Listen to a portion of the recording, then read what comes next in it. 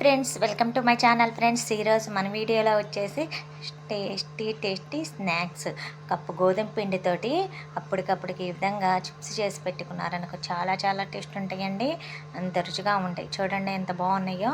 తినడానికి కూడా చాలా రుచిగా ఉంటాయండి. కొత్తిమీర గోధుమ పిండి రెండు కాంబినేషన్లో చేశారనుకోండి, పిల్లలు బాగా ఇష్టంగా తింటారు. ఎవరికైనా బాగా నచ్చుతుంది. ఎలా చేయాలో చూపిస్తా ఫ్రెండ్స్. ఫస్ట్ టైం మన ఛానల్ చూస్తుంటే లైక్ చేయండి. ముందుగా ఇక్కడ ఒక పిండి కలుపుకోవడానికి ఒక బౌల్ అయితే తీసేసుకుని అందులో 1 కప్పు గోధుమ పిండితో చేస్తున్నానండి. పూర్తిగా గోధుమ పిండి, ఇంకా మైదా పిండి ఏమీ యాడ్ చేయట్లేదు. 1 కప్పు గోధుమ పిండి తీసేసుకొని అందులో బాగా జల్లిచ్చేసేసుకున్నాను. జల్లిచ్చేసుకుంటే మనకి వేస్ట్ ఏదన్నా ఉన్నా వచ్చేస్తుంది. ఆ విధంగా వేసుకొని సరిపడా సాల్ట్ వేసుకోవాలి. ఇప్పుడు చూడండి, కొద్దిగా అయితే సరిపోతుంది. సరిపడా సాల్ట్ వేసేసుకొని అందులోకి నువ్వులు వేసుకుంటున్నాను. తెల్ల నువ్వులు ఉంటాయి కదా, ఇవి వేసుకుంటే మంచి టేస్ట్ ఉంటాయండి. బాగా క్రిస్పీగా బాగుంటాయి. టేస్ట్ మాత్రం సూపర్గా ఉంటాయి.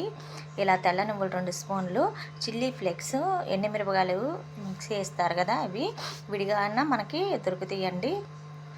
చిల్లీ ఫ్లేక్స్ 2 స్పూన్లు వేసుకుంటున్నాను. కారం బదులు మీరు చిల్లీ ఫ్లేక్స్ లేకపోతే మిర్చి కారం అన్న వేసుకోవచ్చండి. ఇవి వేసుకుంటే ఏంటంటే మనకు బాగా మంచి ఫ్లేవర్ తగులుతూ ఉంటుంది. ఇవి బాగా కలిపేసేసుకోవాలి.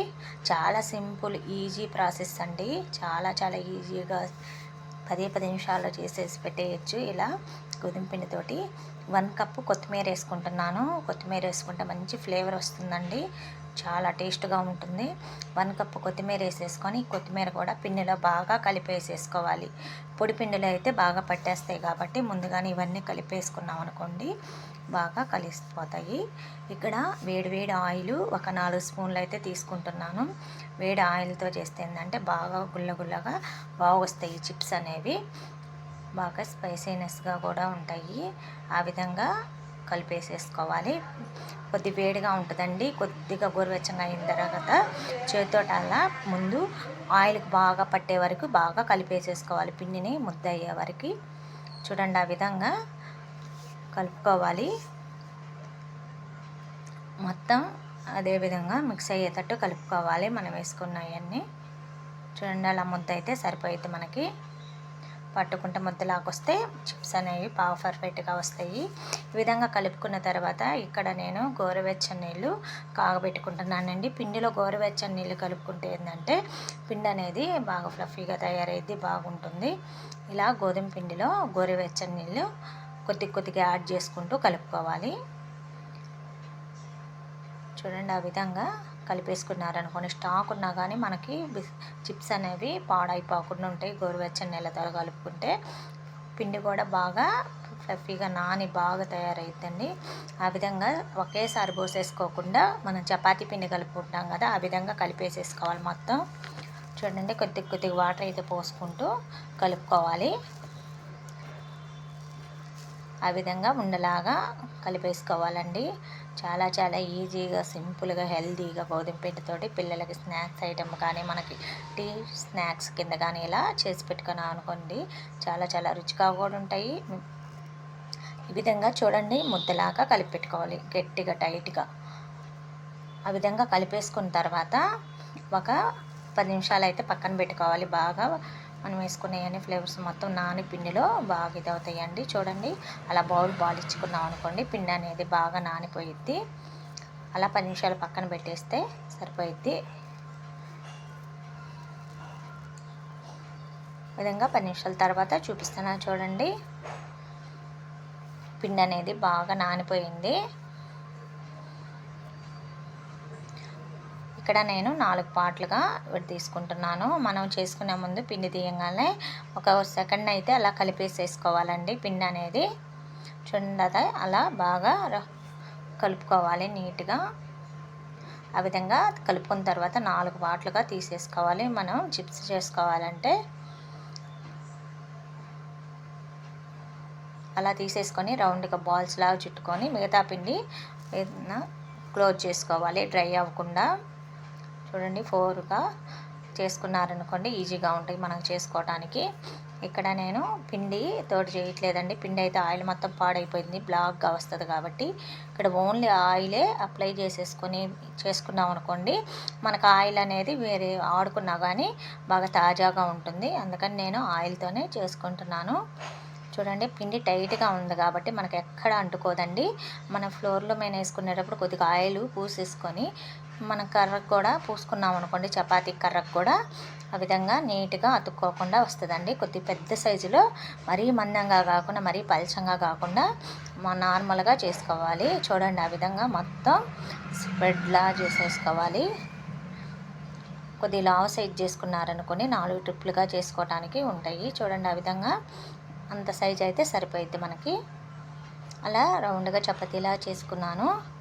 ఇక్కడ నేను షేప్ రావడానికి నా కాడ ఒకటి షేప్ అలా ఉంటే అది యూజ్ చేసుకుంటున్నానండి. మీరు ఏదైనా యూజ్ చేసుకోవచ్చు. మీ కాడ ప్లేట్లు కానీ చాక్తో కానీ ఏదైనా కానీ కొద్దిగా ఇలా దీంట్లో డిజైన్గా ఉంటుంది కాబట్టి పిల్లలకు చూడటానికి కూడా తినడానికి కూడా బాగా ఇష్టపడతారని ఆ విధంగా ఇదైతే వాడుతున్నాను.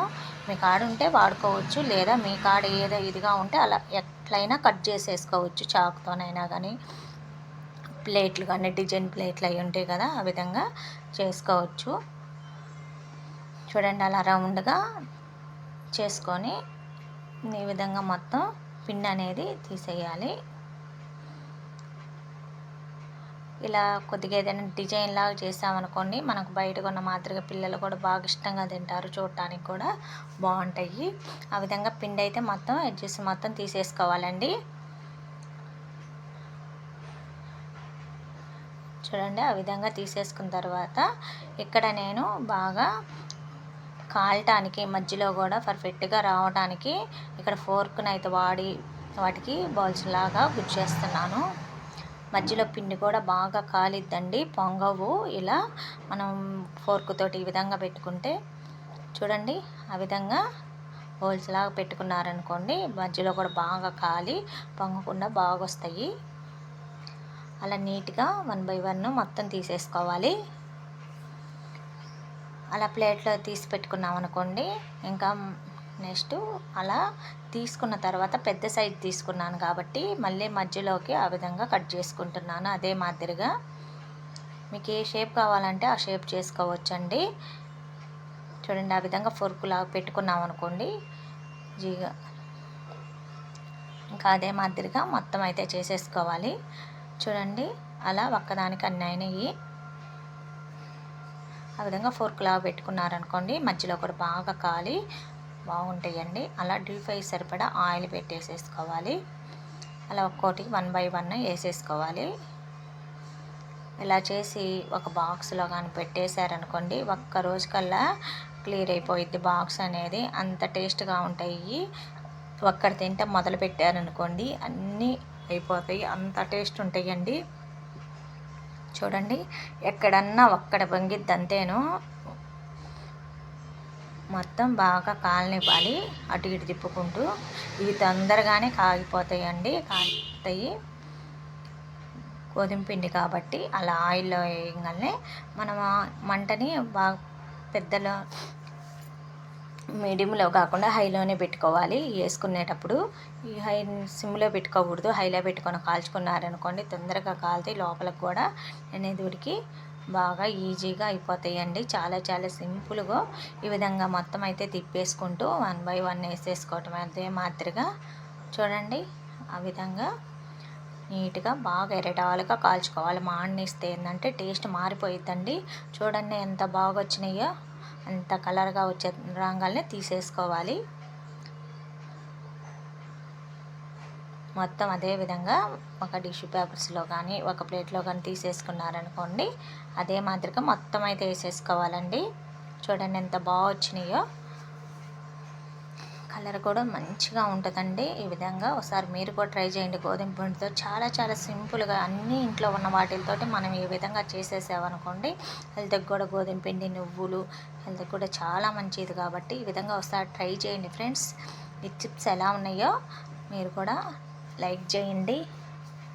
చూడండి ఎంత అలా బాక్స్లో తీసి పెట్టారనుకోండి, పిల్లలు బాగా ఇష్టంగా తింటారు. ఎంత బాగా వచ్చినాయో మీరు కూడా ఒకసారి ట్రై చేయండి ఈ విధంగా.